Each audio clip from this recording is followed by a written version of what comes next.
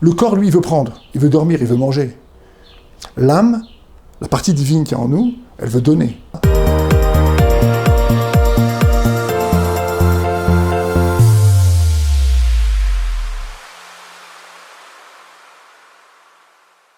Comment parvenir à l'amour éternel? Vaste question. De toute façon, nous, les individus limités. On a un corps qui est limité, un psychisme qui est limité, on est limité. Ça veut dire quoi, l'amour éternel, hein? Pour que l'amour soit éternel, il faut se référer à ce qu'il y a d'éternel en nous. Bon, toutes celles et tous ceux qui croient qu'on est des singes améliorés, laissez tomber, passez à une autre vidéo, c'est pas pour vous.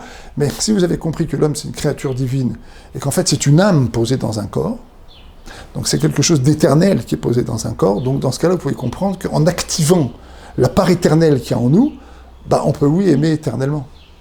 Alors, dans la Torah, l'exemple d'amour qu'on a, c'est l'exemple d'amour que l'on doit avoir pour Hachem, qui consiste dans le fait de limiter finalement son intérêt personnel, être capable de se dévouer pour Hachem, et puis évidemment l'exemple d'amour d'Hachem, de Dieu, vis-à-vis de son peuple. C'est un amour éternel, l'amour qu'il a pour le peuple juif, et l'amour qu'il a, et la patience infinie qu'il a pour ses créatures, comme nous l'enseignent nos sages en nous disant qu'il y a 10 générations qui ont séparé le premier homme de Noach avant que le déluge n'arrive.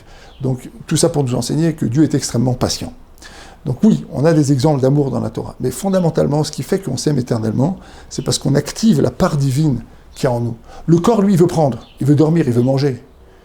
L'âme, la partie divine qui est en nous, elle veut donner, elle veut partager, elle veut faire vivre, elle veut donner la vie.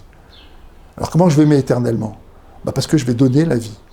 Je vais donner de l'énergie, je vais donner du courage, je vais donner de la force de manière quasi inconditionnelle.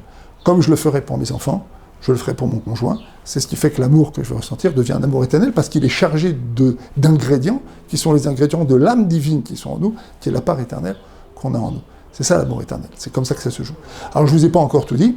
D'abord j'ai envie de vous dire que si vous aimez cette chaîne, vous aimez le cours, n'oubliez pas de liker évidemment. N'oubliez pas de vous abonner à tous nos cours, parce qu'il n'y aura pas que des capsules, il y aura aussi des cours plus longs et plus complets sur tous les sujets qui touchent donc au couple ou à l'éducation.